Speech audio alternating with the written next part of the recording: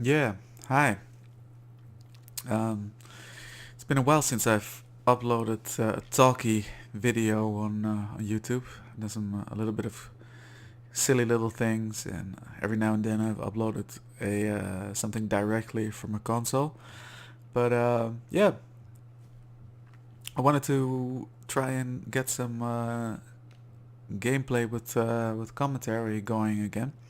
I've done some videos in the past. Let's talk and play bullet hell shooters, like maybe 3 or 4 episodes. And let's talk and play horizontally scrolling shooters, pretty much directly captured uh, off the TV with a camera, ghetto style. Um, but yeah, I wanted to do something like this again, even though it really hasn't been a priority of mine to put a little bit more effort into to videos for my channel. Um, and since I'm looking a little bit at my curated collection of arcade games on MAME, um, I figured I'd start here.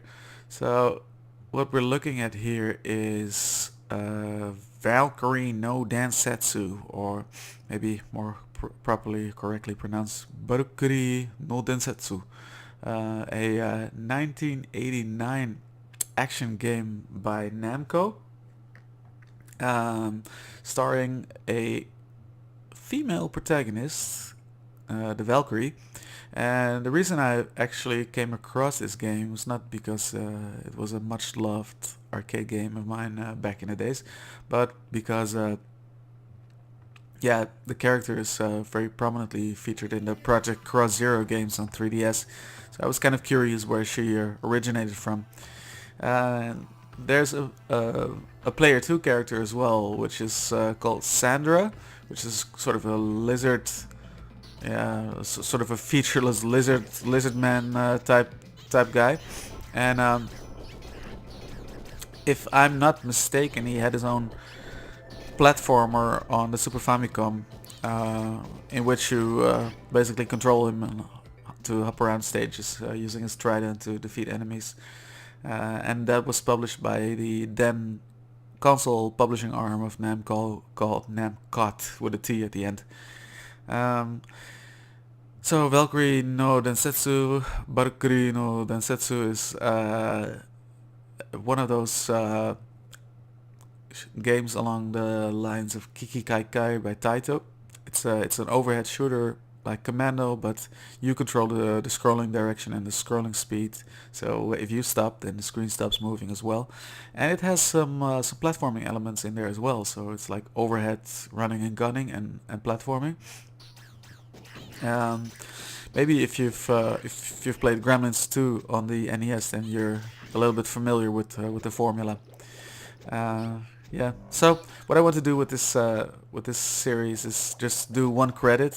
I'm not overly familiar with this game. I'm just having one of my early looks at it. I've played a little bit before, and just see how far I get in one credit and narrate my playtime. Uh, Also want to point out that what you see here is the result of a lot of visual tweaking in an INI file in my main folder. So yeah, out of the box, you know, looking at an HD screen, these 16-bit style type 2D graphics, spread-based graphics don't look very nice. But I've been doing a lot of tweaking and messing around with masks and all sorts of settings. Also helped by a very helpful thread at shmups.com forum. Uh, yeah, basically tweaking my screen to give it a more authentic arcade style look and make it look a little bit more. Of course, it's never exactly the same, but a little bit more like how the game would have looked on an actual arcade monitor. So I added some curvature around the edges, some phosphor glow, some more fuzziness, and of course some all important scan lines. Right, so with that out of the way, I'll just insert my one coin, because I'm not a very wealthy guy, so I just brought one coin to this particular playthrough. There we go, and press start. So here I am, the Valkyrie. I guess this is the goddess sending me down towards the lands to rid them of evil creatures. And there I go, whee, diving down.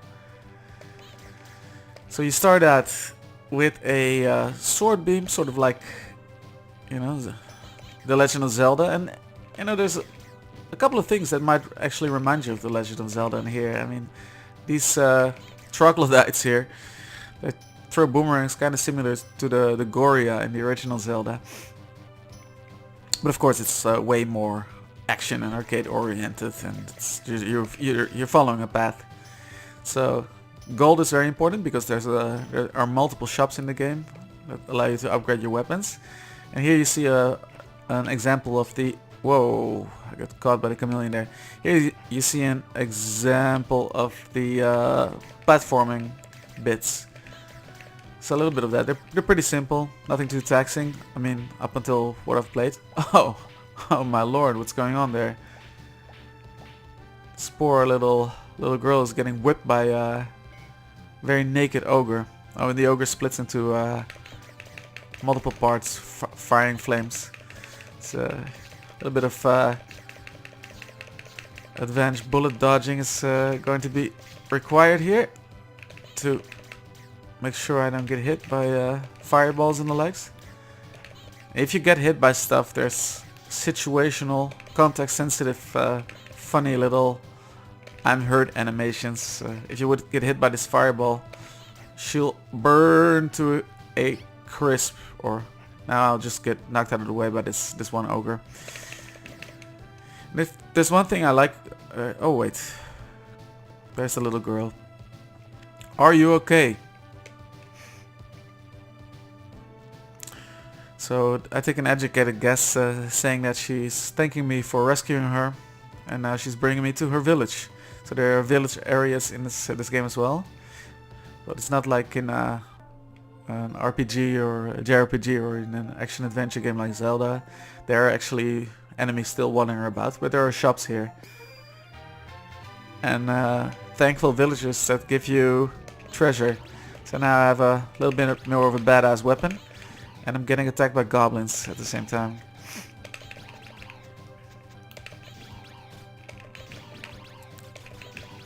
I can deflect their little spears as well a little bit, which is good. So yeah, I'll keep on grabbing gold because it's pretty important, but the gold hops away. So as I was trying to say before, what I dislike about this game is that the walking speed is pretty slow. Tentacle trees, whoa. And I really would have liked to see a kind of a dash move like in Pocky and Rocky or Kiki Kai for the Super Famicom, like, which allows you to traverse the screen a bit quicker and to get out of the way of attacks. And even though the game is not balanced around such a thing, it would make it a lot more fun. And you know, if we're talking developer requests here, of course, it makes no sense requesting anything from a developer for a game that was made in released in 1989.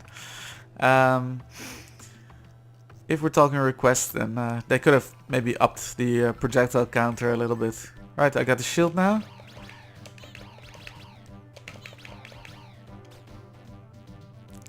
So yeah, a dash move and more enemy attacks to balance it out would have been pretty welcome. Maybe the dash move would have been a bit tricky with the platforming as well. So what I really like is the scaling here. If you notice the lower background, the far background, it becomes smaller and smaller, indicating that I'm actually scaling the mountain here and getting higher and higher. A little bit of a platforming section again. See, it's all really not too taxing if you keep your head on straight. Oh yeah, chest.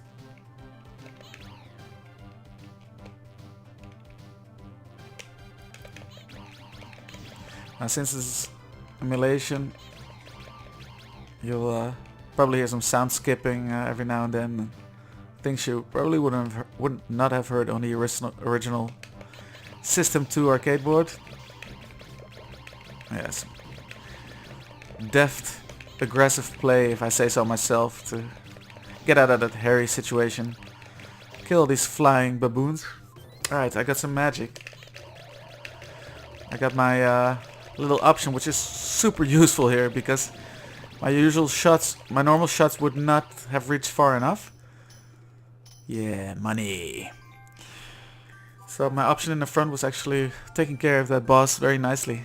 Otherwise I would have had to come in close and unavoidably get hit. So apart from that really stupid hit in the beginning, I'm not doing too shabby here. So this game, Valkyrie no Densetsu, was never released in Western arcades as far as I know.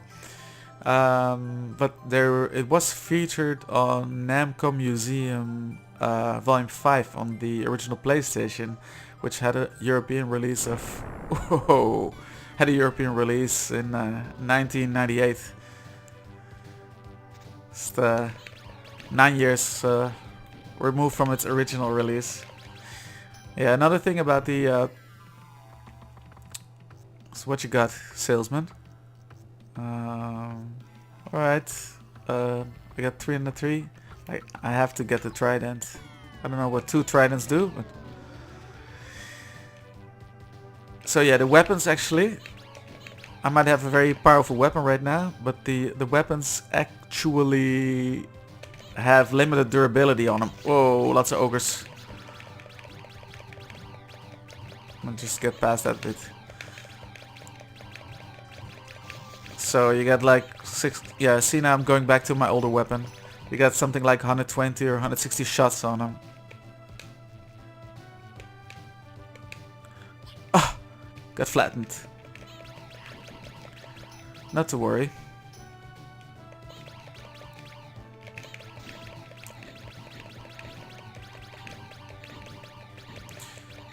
You know what, dear viewers? I don't think I've made it this far, actually. Nasty dragon. That is pretty awful to... I have no idea how to deal with this. Well, that did it, but I took a lot more hits than I probably should have. I guess the repeat play often helps you in these kinds of occasions, so you'll probably devise some better... I'll probably devise some better tactics next time. Yeah, that was stupid. Hey little boy. What are you doing there? I wish I could understand what you're saying. It's probably very important. Maybe it gave me a hint about the boss or something. Or don't go any further. No? Okay.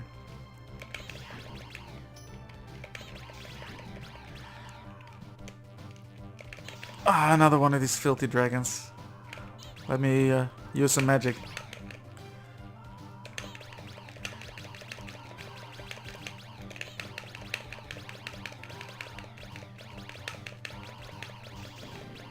Okay. I guess I was in a little bit of a better position there. That's a really nasty spot to get attacked like that.